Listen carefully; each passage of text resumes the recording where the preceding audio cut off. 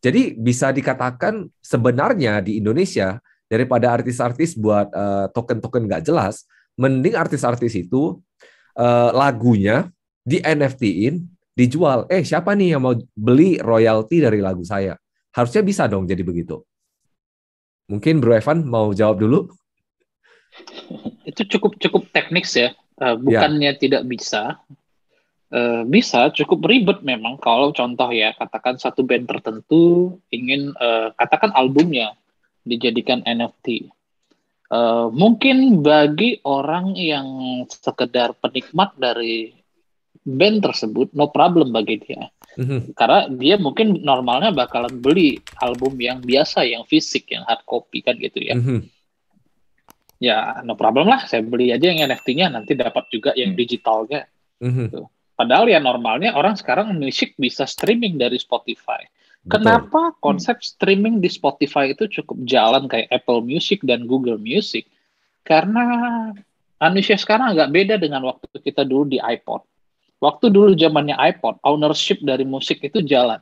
5.000 per lagu, 7.000 per lagu, beli satu album dapat diskon 10%. Saya masih ingat sekali tuh. Dan masih punya beberapa di MacBook saya.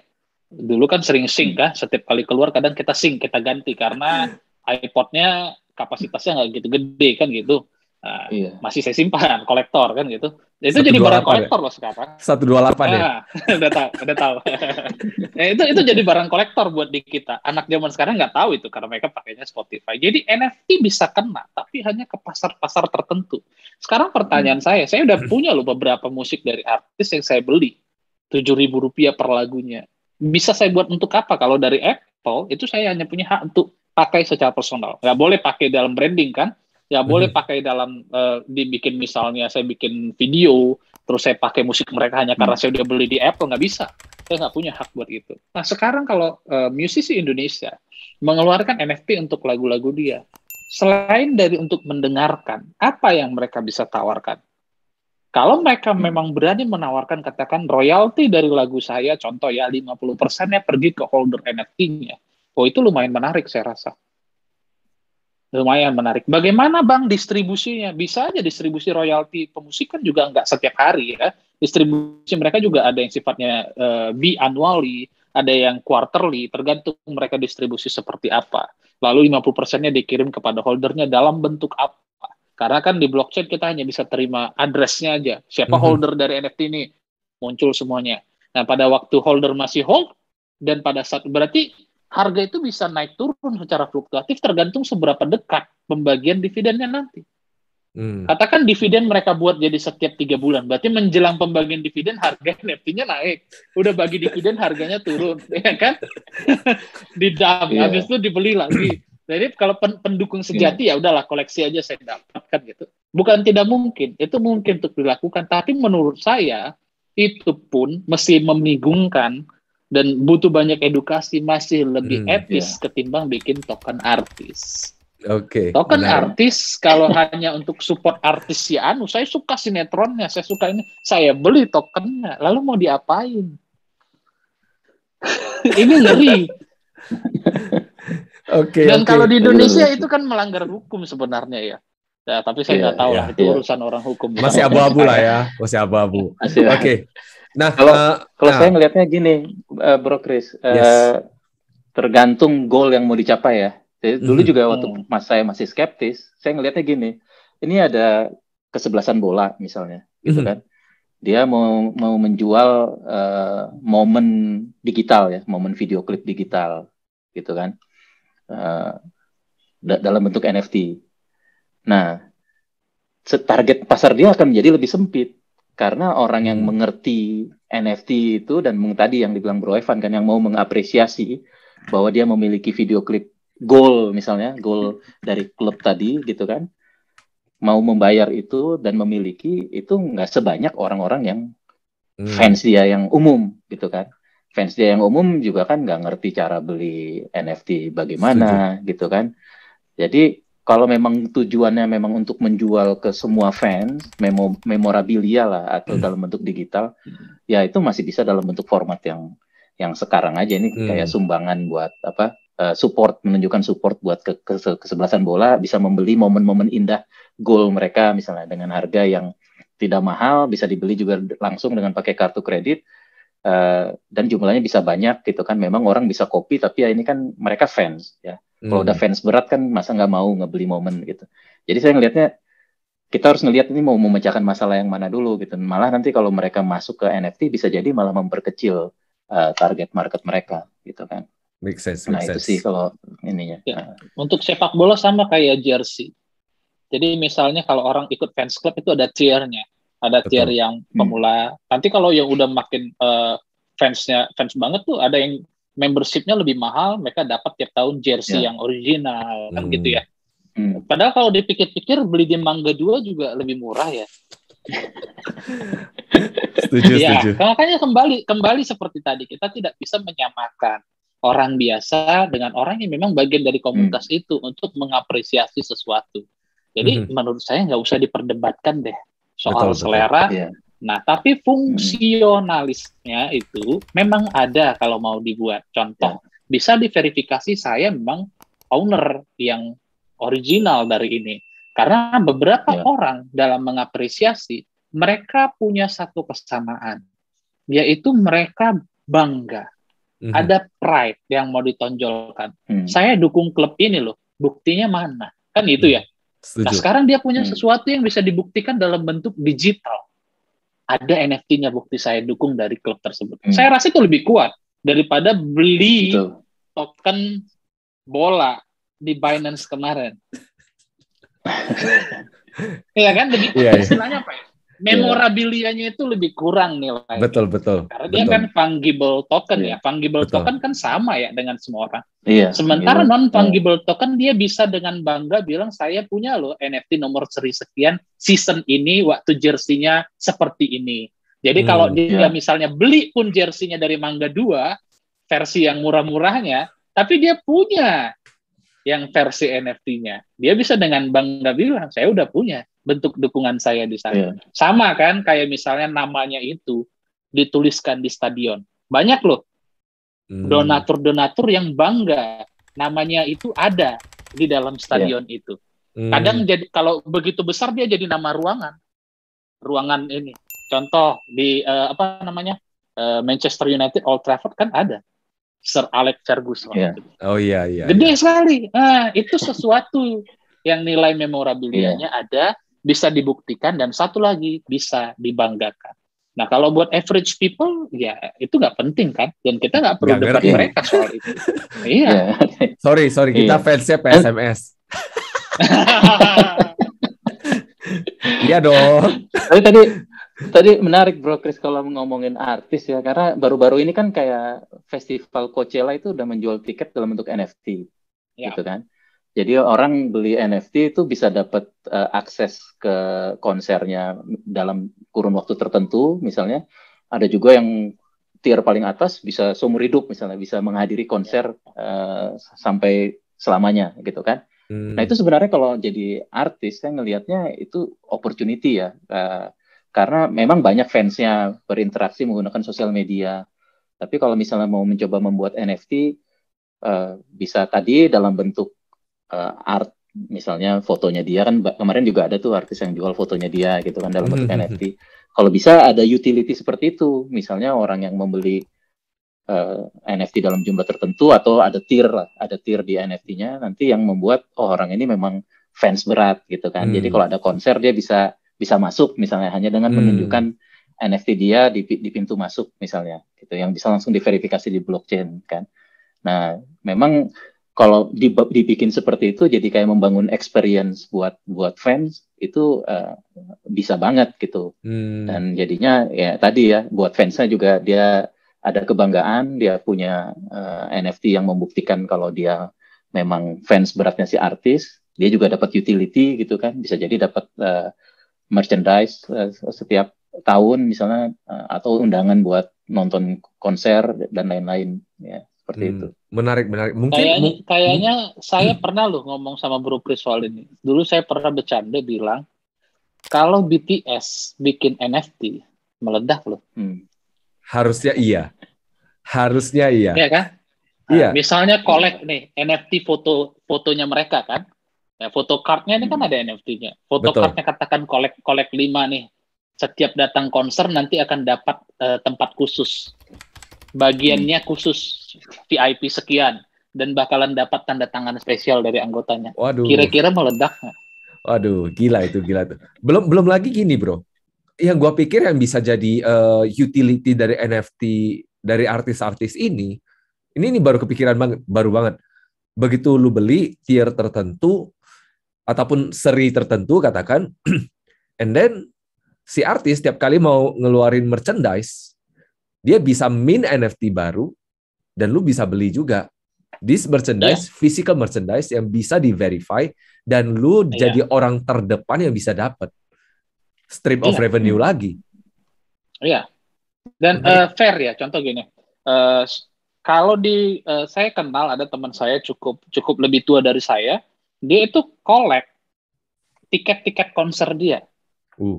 Jadi dia punya foto momennya dan tiket konsernya itu dibuat di bawah foto tersebut. Jadi ada album, foto ikut konsernya, foto tiketnya. Itu memorabilia yang luar biasa loh kalau diwarisin satu-satu ke anaknya nanti. Nah, NFT juga bisa buat seperti itu. Mulai dari akses buat konsernya, momennya, dan dia nanti bisa dapat misalnya ya tanda tangan dari artis yang dia suka. Harusnya ini ya yang diutilisasi oleh para artis, musisi yang nanti ke depannya dibandingkan gunakan token artis. Make sense sekali.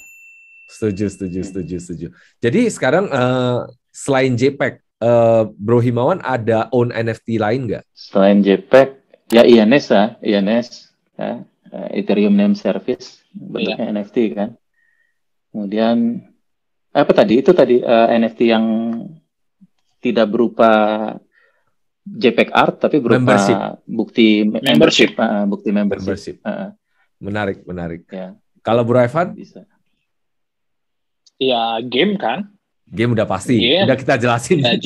Ya, JPEG juga bukan cuma JPEG sih. Kalau visual art itu kan termasuk ya. Visual art itu ada GIF, ada JPEG, ada video juga, video singkat, looping video namanya. Looping video dan ada video yang cukup panjang. Ada saya collect dari beberapa artis yang saya kenal dan satu lagi nih saya nanti mau buat tattoo. Saya akan punya tattoo yang dalam bentuk NFT. Oh, seriusan? Menarik. Ada di Twitter saya kemarin tuh. Jadi saya udah beli NFT-nya dan saya udah deal sama sama artis tattoo-nya di Bali. Nanti saya akan buat di lengan saya. Jadi saya punya tattoo yang saya punya kepemilikannya di NFT. Oke. Menarik.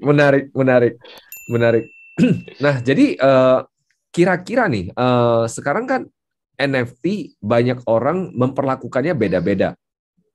Kalau untuk Bro Himawan saat ini, treating NFT sebagai koleksi kah atau sebagai spekulasi kah atau apa nih? Jadi gini, sebelumnya saya harus menjelaskan bahwa NFT untuk jadi alat spekulasi itu sangat beresiko gitu ya. Lebih banyak orang yang wreck ketimbang yang untung. Kita bisa ngelihat, oh ini anak belasan tahun kebetulan dia beli Bored Ape, kemudian sekarang Bored Ape floor price-nya jadi hampir 100 Ethereum, wah kelihatan. Itu hanya sedikit gitu kan. Kebanyakan orang yang mencoba melakukan spekulasi dengan flipping itu lebih banyak yang wreck gitu karena ya mirip lah dengan project cryptocurrency, bikin NFT juga kan gampang gitu ya. Bikin NFT itu juga nggak susah, bikin marketing hype-nya besar dan kemarin ada kasus kan kayak Pixelmon gitu ya. Mereka launching, mereka bilang akan bikin game keren banget, mengumpulkan sampai sekitar $70 juta. Saya juga termasuk tuh orang yang ikutan ikutan minting itu saya ikutan gitu kan. Karena memang meyakinkan ada demo, ada ada roadmap dan lain-lain gitu. Tapi kan semuanya gampang dibikin gitu. Itu pelajarannya ya. Nah, jadi kalau untuk jadi alat spekulasi itu sangat susah sebenarnya. Jadi saran saya ada beberapa sih. Kalau misalnya mau, memang kita beli karena kita suka, ya, karena kita suka sama artnya gitu kan, atau mendukung artisnya ya. Misalnya Gozali kemarin keluar heboh, terus kita lucu juga, dukung deh gitu, kita beli. Toh harganya waktu itu masih murah gitu kan, ya udah kita beli misalnya. Ya nggak apa-apa, jangan diharapkan itu nanti akan value-nya terapresiasi, nggak perlu. Nah itu jadi untuk mendukung lah artisnya atau karena memang saya suka sama Cool Cat misalnya. Setelah ngelihat timnya, ngelihat komunitinya, ngelihat roadmap-nya, ya udah saya beli, nggak akan saya jual lagi gitu kan, saya pegang, bisa yang kayak gitu. Tapi kalau misalnya mau untuk spekulasi, itu cara paling aman dan biasanya paling menguntungkan adalah kita harus beli sebagai whitelist. Artinya semua project-project baru yang mau keluar itu dia biasanya akan memberikan tantangan gitu ya, yang paling aktif mempromosikan akan mendapatkan spot whitelist. Orang yang minting pada saat spot whitelist itu harganya jauh lebih murah biasanya ketimbang ketika nanti public launch. Dan apalagi akhir-akhir ini banyak yang launching itu pakai Dutch auction. Dutch auction itu harganya di set tinggi kemudian turun setiap beberapa menit ya. Nah, biasanya itu kalau udah seperti itu, apalagi proyeknya bisa hype kayak Pixelmon kemarin, dia Dutch auction di harga 3 Ethereum tuh habis gitu kan. Jadi sebenarnya bukan salah dia, yang salah itu market gitu. Kenapa market itu mau beli di harga Dutch auction yang pertama baru dibuka 3 Ethereum itu udah habis, itu salah gitu kan.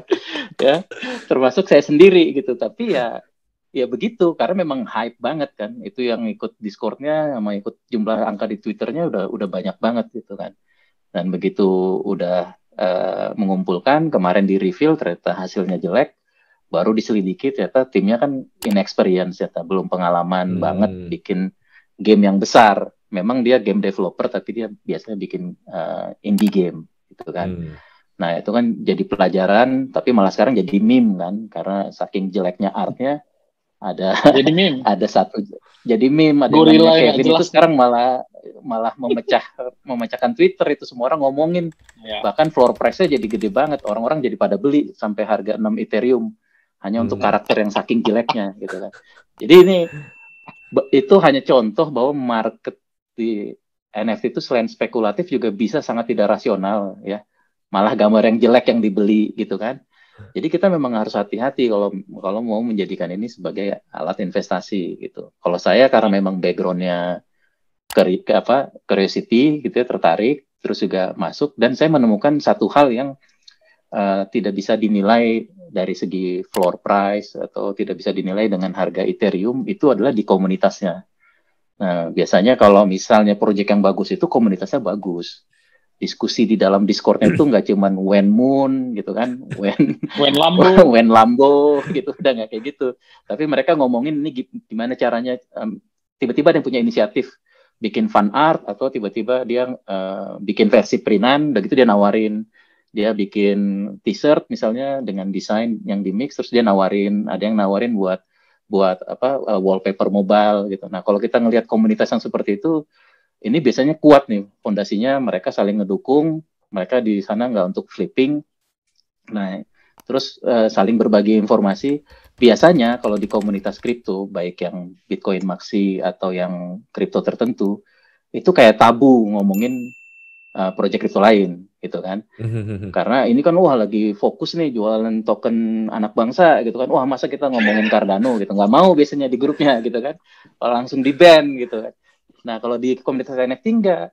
Kita walaupun dia memang itu komunitasnya tentang proyek tertentu, tapi ada bahkan channel tertentu yang biasa disebut alpha, itu memang buat diskusi proyek NFT lain yang bagus juga gitu. Nah, itu sebenarnya informasi yang didapat dari diskusi sesama holder NFT di komunitas-komunitas tertentu ya, itu jauh lebih berharga dari harga NFT-nya.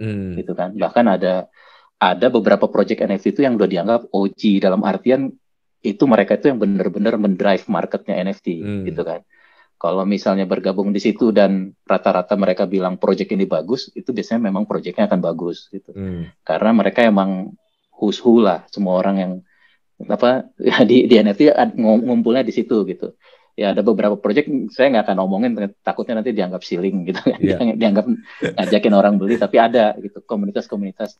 Nah, kalau kita nemu komunitas kayak gitu, itu jadinya nggak kerasa gitu kan, nggak kerasa waktu tiba-tiba nanti floor price naik atau bisa jadi memang turun karena memang investor baru nggak ada yang masuk ya nggak masalah, tapi komunitas itu yang membangun NFT sebenarnya. Boleh dibocorin nggak bro? Kira-kira ini kondisinya untung atau rugi?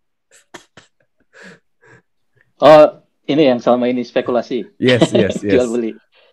Kemarin pakai Paperhands ya, paperhands.gg itu website, dia bisa ngelihat tuh berapa yang di diamond di diamond hand, berapa yang loss opportunity. Jadi kita jual terlalu cepat tapi ternyata harganya naik gitu ya. Ya ada saya juga beberapa Ethereum loss opportunity. Terus ada juga total jual beli selama ini yang udah realize masih positif, realize profit. Good, good, Jadi good, ya good. masih oke lah. Oke, oke, oke. Yang realize profit, jangan tanya yang unrealized. Oh, gitu ya. Yang unrealized karena Pixelmon kemarin, jadi ya Terasa juga. Underwater. Underwater. Oke, oke, oke. Menarik, menarik, menarik. Nah, kalau Bro Evan treating NFT sebagai apa nih? Saya orangnya lebih apa ya istilahnya pragmatis ya, langsung kepada fungsi yang kita mau. Kalau misalnya saya mau collect art, saya memang collect art. Ya, saya nggak berpikir mau jual lagi, nggak saya listik memang untuk itu. Jadi saya memang suka artnya, saya support artis tersebut, saya beli. Dan mungkin saya akan pakai dalam beberapa hal, misalnya untuk logo lah, atau apa sih, tergantung kesepakatannya. Kedua, kalau itu fungsinya memang untuk katakan buat game, ya saya main sebagai gamer kan. Saya buat company, saya punya guild, beberapa guild berbeda. Apakah aset tersebut saya pakai untuk bermain, atau saya jalankan dengan konsep scholarship, atau saya jalankan dengan konsep rental, dan yang lainnya.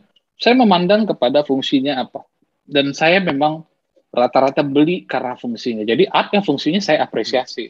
Game fungsinya ya saya bisa pakai bermain. Dan kalau game itu memang play to earn, berarti saya harus pakai untuk menghasilkan keuntungan buat saya. Play to earn sebenarnya nggak selamanya hanya karena bermain terus dapat untung. Tapi harus lihat juga potensi. Karena ada dua macam game di dalam setiap game. In-game, dan yang kedua adalah market game-nya. Jadi setiap game yang punya NFT juga punya market. Kita bisa aja nggak gitu jago main gamenya. Tapi kita bisa baca marketnya dengan tepat. Pada saat kapan, season apa, event apa, kita bisa tahu barang-barang tertentu di game tersebut punya nilai yang bisa kita lihat opportunity-nya. Kita bisa pakai kesempatan tersebut untuk flipping. Dan itu selalu terjadi seperti halnya di dunia nyata juga begitu. Misalnya contoh, mendekati Lebaran, maka ada barang tertentu yang akan naik harganya kan. Mendekati akhir tahun, tahun baru, akan ada barang-barang tertentu yang naik. Nah, lihat, opportunity yang sama juga terjadi pada dunia game. Kebutuhannya apa? Nah, itu kan, jadi kalau bisa gamenya harus yang open di dalam blockchain. Kita bisa analisis gamernya, kan fluktuasi di dalam pasarnya, dinamikanya, kita kenali. Oh, nanti akan seperti dan seperti. Tapi spekulasi ini nggak sebuta di mana kita berspekulasi NFT art. Kalau berspekulasi NFT art, bila Anda bukan bagian dari inner circle, alpha yang dapat whitelist, ya berat kemungkinannya Anda bisa untung, kecuali ya hoki banget ya, yang pertama-tama tuh. Tapi kalau dalam game, kalau Anda memang udah paham cara kerja gamenya, ya itu lebih mudah membacanya, karena Anda ada di dalam, bukan orang luar yang tebak-tebakan. Anda tahu yang mana nanti yang akan punya nilai bagus, yang mana nanti harganya turun dulu, baru nanti bisa menyasar naik lagi ke atas. Ya contohnya di beberapa game, biasanya kalau ada supply baru masuk, seperti game Splinterlands itu ada pack ya, pack lagi dijual, lagi banyak, berarti makin murah nantinya. Kita udah bisa baca ini. Tapi pada saat murah bisa aja kan kita serok sekarang, lalu collect seperti seri-seri yang terdahulu, alpha, beta, segala macam, harganya udah gila-gilaan sekarang. Nah sekarang potensi buat orang-orang yang pengen ngalamin apa yang dialamin kita dulu-dulu, collect pada saat dibawa. Jadi jangan kebalik. Kan udah naik nanti baru dibeli kan gitu. Nah, ada potensi di mana harganya masih entry point, kita bisa masuk, silakan. Collect sesuai fungsionalitasnya. Dan ini kan sesuatu yang momennya kita nggak akan mengalami situasi yang zero liquidity atau rug pull kan gitu ya. Sesuatu yang lebih safe ya. Di mana nilainya udah jelas ada burn value-nya. Paling nggak kamu dapat sekian. Artinya bukan berarti saya keluar duit, jeng, langsung jadi nol. Itu enggak. Nah, jadi kita punya nilai holdingnya ada, kemudian kita punya nilai kalau kita pakai, kalau kita sendiri yang main berapa, kalau kita sewakan berapa, atau kita mau exit, kita jual sekarang jadi berapa. Nah, itu yang menarik menurut saya dalam dinamika kalau NFT itu di dalam bentuk game. Nah, itu sebenarnya cukup mudah untuk dipahami orang kalau dia sudah mulai bermain game. Karena salah satu yang terpecahkan ya, solusi dalam dunia gaming adalah kepemilikan aset tadi. Gamer menghabiskan waktu berjam-jam setiap hari. Artinya mereka investasi waktu mereka ke sana. Mereka investasi pikiran mereka ke sana, biaya mereka untuk main. Dan kalau mereka menghasilkan sesuatu, misalnya aset-aset game tadi, dan aset game tadi ternyata akhirnya diapresiasi sering waktu. Nah, itu fungsi yang bagus untuk NFT. Jadi di luar dari urusan soal spekulasinya tadi, artinya bisa aja player memang hanya main untuk fun. Dia dapat fun-nya seiring waktu, ternyata dia build aset. Dia punya aset yang lebih, atau dia lihat ada potensi, ada peluang nih, harga lagi naik. Udah nggak apa-apa, lepas sebagian, saya bisa mulai lagi dari awal. Bagi dia itu fun. Ya udah, dia dapat keuntungannya seperti itu. Nah, ke depan mengenai revolusi NFT dalam kehidupan kita sehari-hari, ada banyak aspek yang tadi kayak kita contoh, fanbase tadi harusnya bisa ya, ditokenisasi dengan NFT. Contoh kepemilikan company, bentuk share yang lebih fair gitu kan, dalam bentuk NFT, dalam project, dan apapun yang ke depannya. Ya kita open aja tentang apapun itu.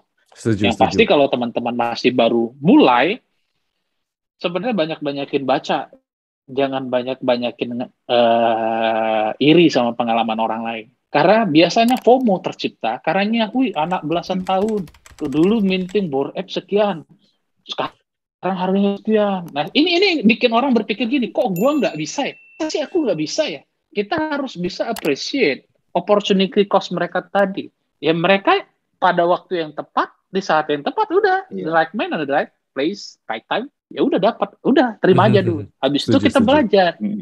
Ya jangan ngarapin tiba-tiba durian runtuh. Ya ini biasanya orang yang FOMO dan ujung-ujungnya wreck karena pengen jadi Gozali baru. Jadi ngomongin utility tadi menarik sebenarnya, karena kalau Bro Evan kan dari game gitu kan. Karena ya kayak kasus Pixelmon kan, mereka itu dari awalnya memang dia ngomong dia akan bikin game. Tapi ada juga yang NFT art ya, kayak Coolcat aja. Coolcat kan dia NFT art awalnya. Gitu kan. Kemudian dia nawarin akses ke community, habis itu dia lagi bikin game kan sekarang namanya Coolpet. Jadi dia ngasih airdrop kemarin gratis. Setiap yang punya Coolcat dapat telur Coolpet, nanti telurnya itu dikasih susu, koin susu. Jadi dia juga akan ngasih airdrop koin milk ya, atau koin susu, supaya nanti pecah dan jadi karakter di game gitu kan.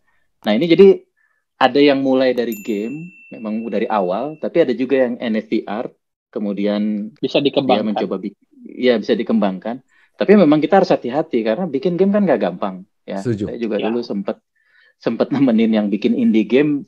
Ya kalau dia cuman casual game oke lah, dia bisa dalam berapa minggu dia keluarin. Ya, tapi kalau mau lebih serius tuh bisa berbulan-bulan, bahkan bisa bertahun-tahun kalau yang AAA game kan. Nah, kadang-kadang ada tim NFT art itu yang harus banyak itu. Betul, timnya harus banyak. Kadang ada NFT art, backgroundnya dia bukan gamer, tapi karena untuk supaya secondary marketnya rame terus, orang jual beli, bilang begitu kan, nanti kita bikin game gitu. Jadi menjanjikan banyak hal di roadmap, tapi nanti mereka akan sulit buat mengeksekusi gitu kan. Nah, jadi kadang utility itu orang janji-janji kan gampang, nanti bikin ini, bikin itu. Paling banyak sekarang NFT art itu malah airdrop token baru gitu. Jadi mereka bikin token baru. Memang ada yang sukses ya, dalam artian ada yang punya NFT Genesis suatu project, itu dia dapat airdrop token tiap hari. Kalau dihitung-hitung dalam setahun itu bisa sampai puluhan ribu dolar gitu kan, karena marketnya itu stabil, market koinnya gitu ya. Jadi tapi harga Genesisnya sekarang juga kalau orang mau beli paling murah itu udah mendekati harga Bored Ape lah gitu kan.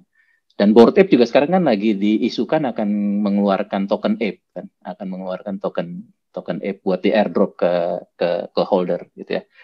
Nah jadi ini fenomena yang menarik sih kalau gue ngelihatnya. Jadi ada yang pure art, atau ada yang awalnya cuman JPEG tapi nanti menuju ke token gitu kan, bahkan menuju membikin game gitu. Walau kita juga sebagai orang yang mau beli harus hati-hati juga gitu, ini mereka bisa eksekusi apa enggak gitu kan. Karena kadang orang mikir mereka kan duitnya udah banyak nih gitu, misalnya kalau udah segede Bored Ape masa nggak bisa eksekusi gitu. Tapi kan kita harus lihat juga dia harus partner, misalnya kalau mau bikin game, kalau memang nggak punya expertise di game ya harus partner sama studio game misalnya. Contohnya Pixelmon kan akhirnya partneran sama Magic Media Studio misalnya, game studio yang cukup besar gitu kan. Nah, yang hal-hal yang kayak gitu yang bisa jadi pertimbangan. Gitu. Oke, moving on dari bright side of NFT. Ini kan dari tadi kita ngomong yang indah-indahnya. Nah, kita mulai masuk ke sisi yang agak gelapnya. Sisi agak gelap in the sense of banyak sekali artis digital yang merasa art mereka dicuri kemudian dimin jadi NFT dan mereka nggak dapat haknya mereka. Nah, sebagai orang awam yang ingin nyoba, jadi katakan nih, ya gue punya NFT sih, cuman kan CryptoKitties kan. Setelah itu langsung lompat ke 2021 langsung ke Splinterland. Cuman itu aja NFT yang saya punya. Nah, let's say saya mau masuk ke NFT art. Lalu ketemu nih, katakan saya masuk alpha nih, whitelist. Masuk whitelist, kemudian katanya ini roadmap-nya bagus, katakan timnya bagus, tapi turn out to be si foundernya ini nyolong artnya artis tertentu yang mungkin artis underdog gitu loh. Ya. Gimana kita bisa verify bahwa ini art memang otentik dia yang buat?